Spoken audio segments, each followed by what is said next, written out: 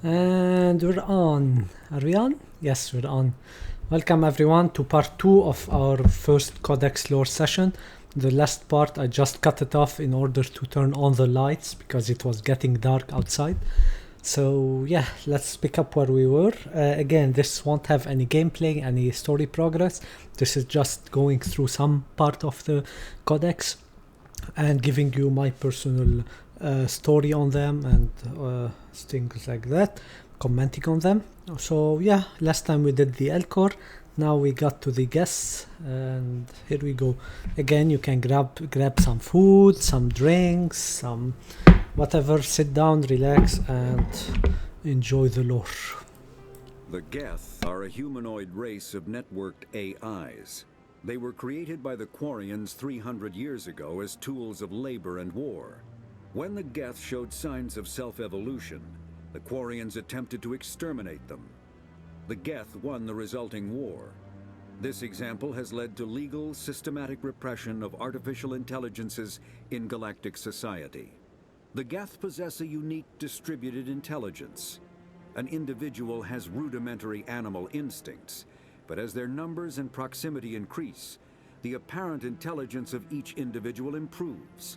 In groups, they can reason, analyze situations, and use tactics, as well as any organic race.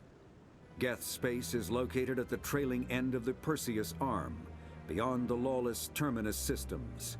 The Perseus Veil, an obscuring dark nebula of opaque gas and dust, lies between their space and the Terminus systems. Driven from their home system by the Geth nearly 3 centuries ago, most Quarians now live aboard the Migrant Fleet, a flotilla of 50,000 vessels ranging in size from passenger shuttles to mobile space stations.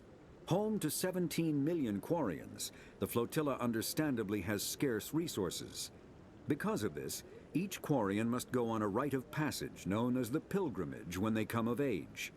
They leave the fleet and only return once they have found something of value they can bring back to their people. Other species tend to look down on the Quarians for creating the Geth and for the negative impact their fleet has when it enters a system.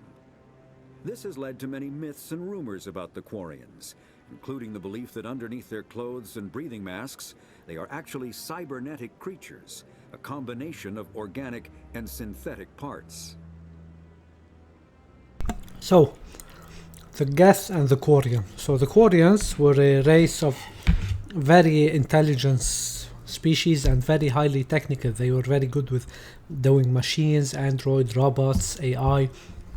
And they created the Geth to have them do their manual labor, manual tasks, all this. And the thing is that they started like making them more and more intelligent, turning them into a true AI. And when a true AI happens, it becomes a bit autonomous, it becomes a bit self-evolution, like it has its own evolution in a way. And this scared the Quarians, while the Geths were still very peaceful. They weren't aggressive or anything, but some Geths started asking some question like, what is the meaning of life or stuff like that, and this scared the shit out of the Quarian and decided to exterminate them.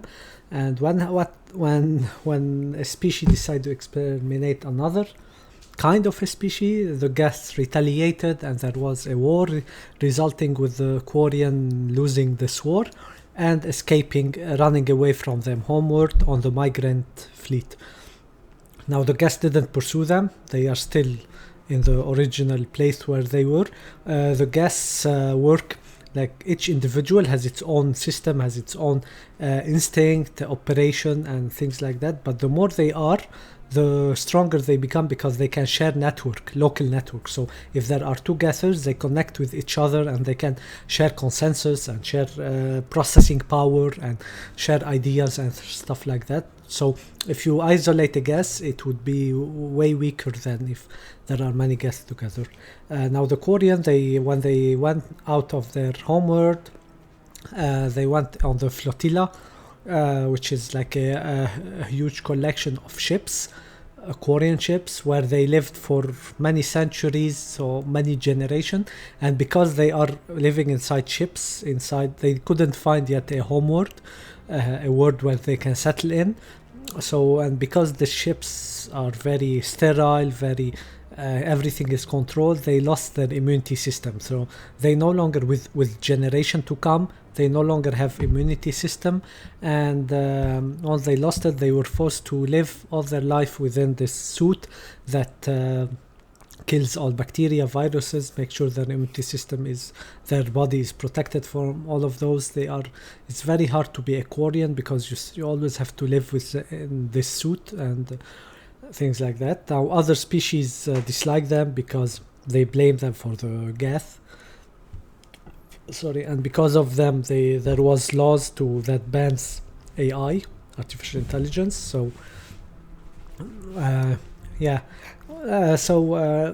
so it's in a way they are considered like the gypsies, like unwanted. Whenever their flotilla arrive in a system, the system does not like it. They consider them thief or whatever, while in fact they are not. But yeah, prejudice and racism and speciesism. So yeah, that's the Quarian, and that's what I have to say for now about Quarian and Geth. The Hanar are a Citadel species known for excessive politeness.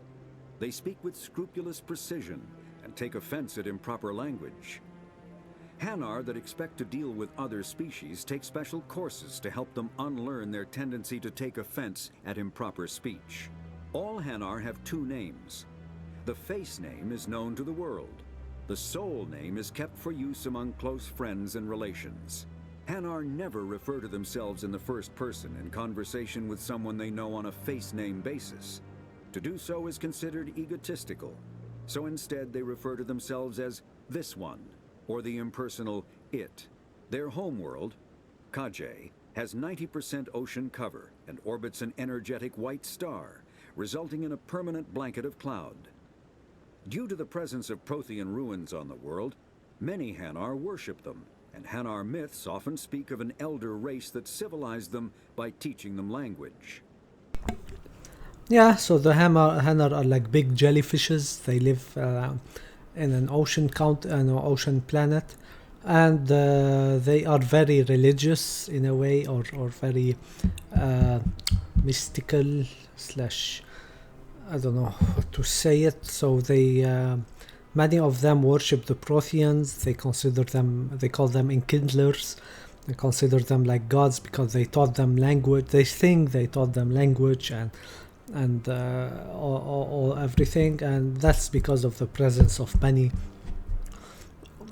Prothean runes on their homeworld. It's considered like the homeworld was one of the big Prothean city where Prothean lived and things like that.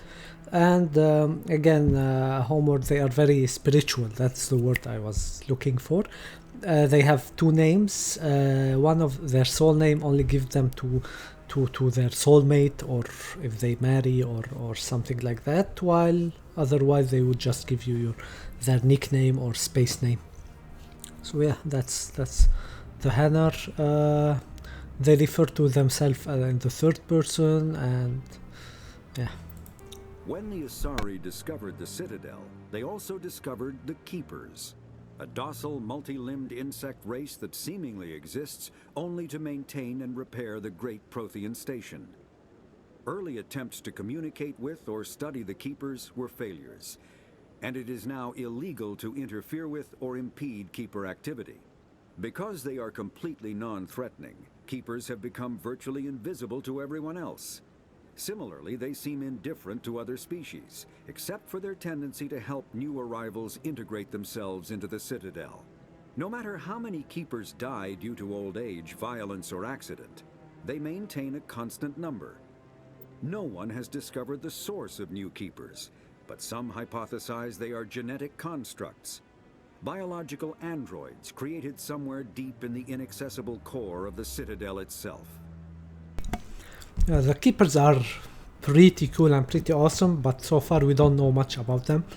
They maintain the Citadel, and they are just It's like robots to maintain the Citadel, but they are insects. No one knows how the Citadel works. No one knows how it operates. No one knows how it's made. So because like the keepers do all the work, and they are always in constant number. Whenever a keeper dies, it is another one will take its place. And the keepers, as if you capture a keeper to study it, it will self-destruct. So after time, they learn not to mess with them and just to ignore them while they do their work. The Volus are a member species of the Citadel with their own embassy, but they are also a client race of the Turians. Centuries ago, they were voluntarily absorbed into the hierarchy, effectively trading their mercantile prowess for Turian military protection. Erun, their homeworld, lies far beyond the normal life zone of its star. However, the world has a high-pressure greenhouse atmosphere that traps enough heat to support an ammonia-based biochemistry. As a result, the Volus must wear pressure suits and breathers when dealing with other species, as conventional nitrogen-oxygen air mixtures are poisonous to them, and in the low-pressure atmospheres tolerable to most species, their flesh will actually split open. Volus culture is tribal, bartering lands and even people to gain status. This culture of exchange inclines them to economic pursuits. It was the Volus who authored the Unified Banking Act, and they continue to monitor and balance the Citadel economy. Yeah, so the Volus are ammonia-based life, which is also awesome to know. Their life is their planet is very hot because it has a high green. I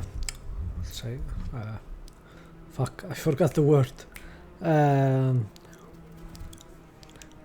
I know it in France. Whatever. It's very hot because of the greenhouse effect.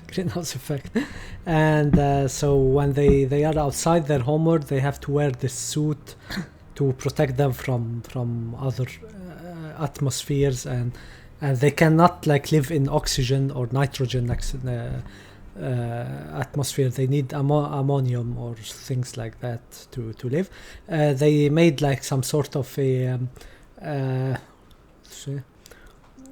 beneficial mutual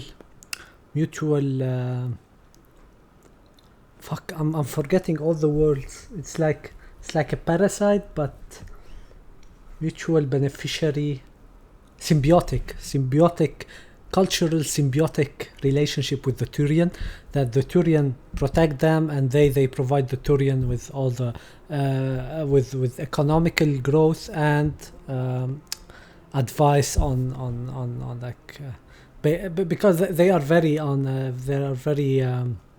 mercantile and things like that. They are very smart, and so it's the Turian protect them while they provide them with cultural things, services.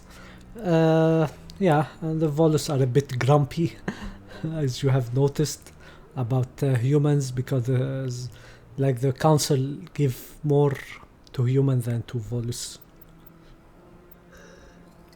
And this is interesting because you notice that species usually are afraid of species that are very different from them and favor species that are close to them. Like humans, they are almost similar size than Asaris and Turians, and they have 2 legs, 2 arms, they are oxygen-based life, things like that, so they get more favorable in the eyes of the council than completely different species.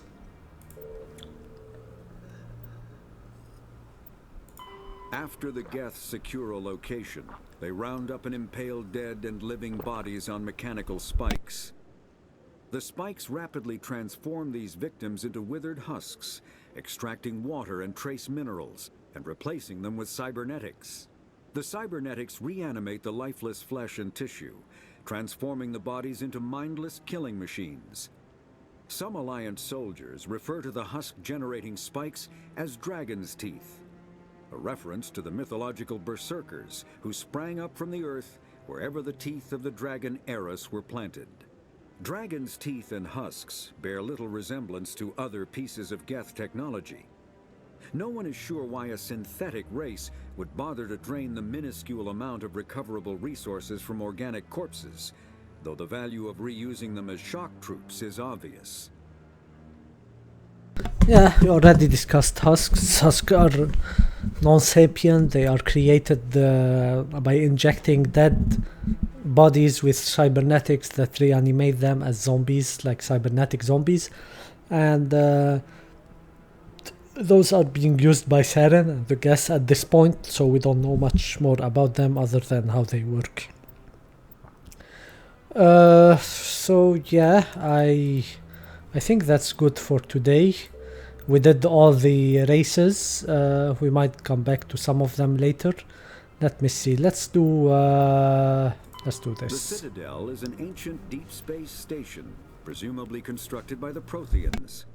Since the Prothean extinction, numerous species have come to call the Citadel home. It serves as the political, cultural, and financial capital of the galactic community. To represent their interests, most species maintain embassies on the Presidium, the Citadel's inner ring. The Citadel Tower in the center of the Presidium holds the Citadel Council chambers. Council affairs often have far-reaching effects on the rest of the galactic community. 5 arms, known as the wards, extend from the Presidium. Their inner surfaces have been built into cities, populated by millions of inhabitants from across the galaxy. The Citadel is virtually indestructible. If attacked, the station can close its arms to form a solid, impregnable shell. For as long as the station has existed, an enigmatic race called the Keepers has maintained it. Yeah, so the Citadel is believed to be built by the Protheans. It's the center of the galactic power because, for obvious reasons, it's a technological marvel. It holds, like, it's a huge, it holds lots of things, and it can close on itself because it's indestructible, and we already covered the Keepers that maintained it. The Council is an executive committee composed of representatives from the Asari Republics, the Turian Hierarchy, and the Solarian Union. Though they have no official power over the independent governments of other species, the Council's decisions carry great weight throughout the galaxy. No single Council race is strong enough to defy the other two, and all have a vested interest in compromise and cooperation. Each of the Council species has general characteristics associated with the various aspects of governing the galaxy. The Asari are typically seen as diplomats and mediators. The Solarians gather intelligence and information. The Turians provide the bulk of the military and peacekeeping forces. Any species granted an embassy on the Citadel is considered an associate member, bound by the accords of the Citadel Conventions. Associate members may bring issues to the attention of the Council, though they have no input on the decision. The Human Systems Alliance became an associate member of the Citadel in 2165.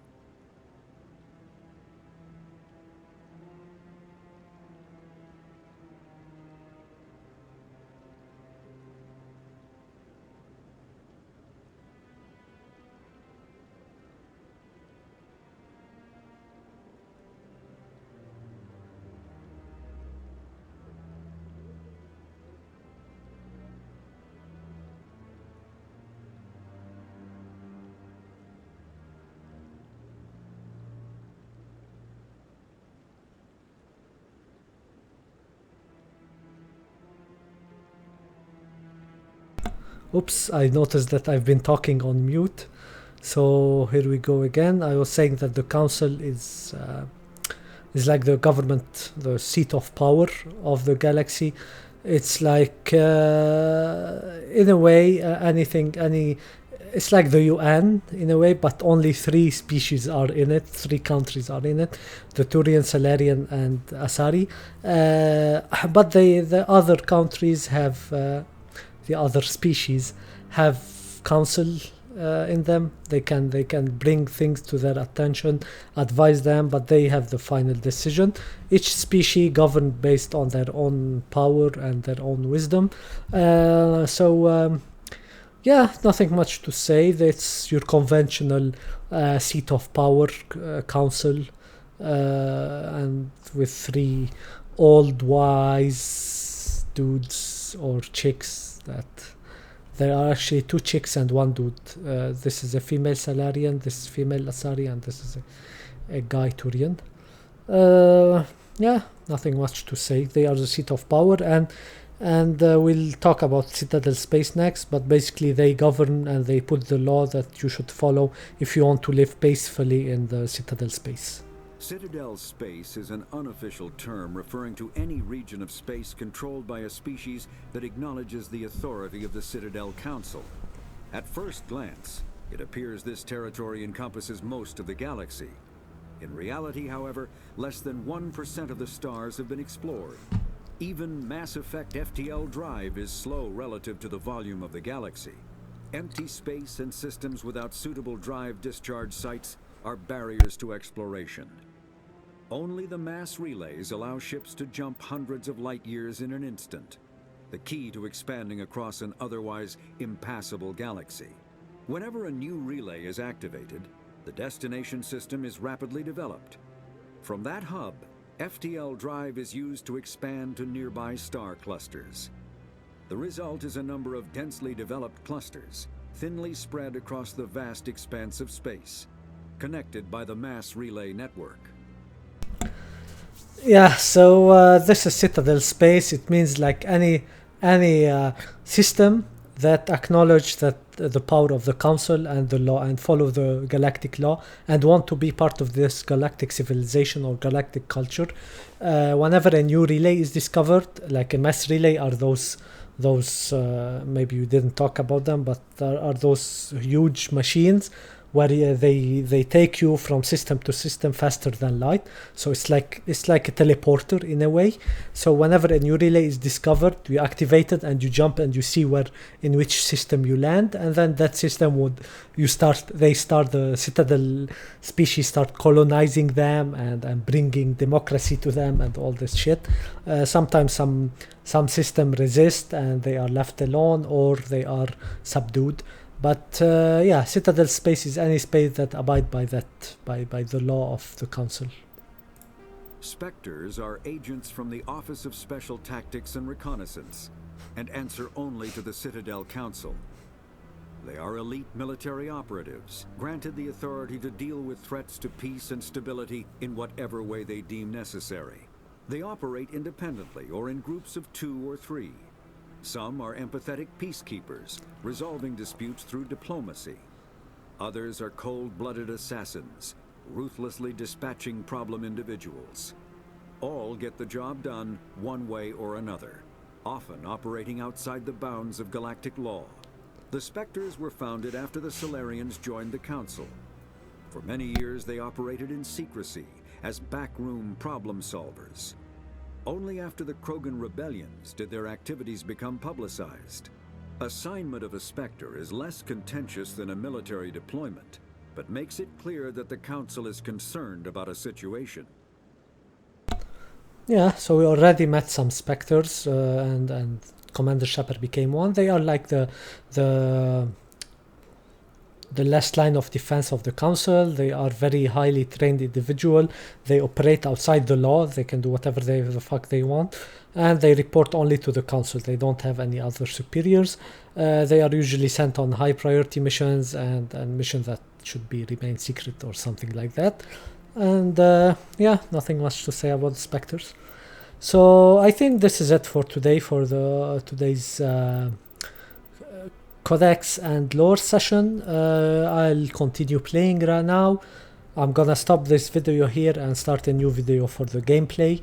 I hope you enjoyed, and if you did, make sure to get something cool from Mass Effect and hang it on your wall, or start getting some plushies or whatever. Give BioWare some money, please, so they can make more Mass Effect games. Anyway, because of lore like this is so awesome to me. I don't know to you, but there's so many lore left to discover, but we'll get to them. Anyway, thanks for watching, and Wise out.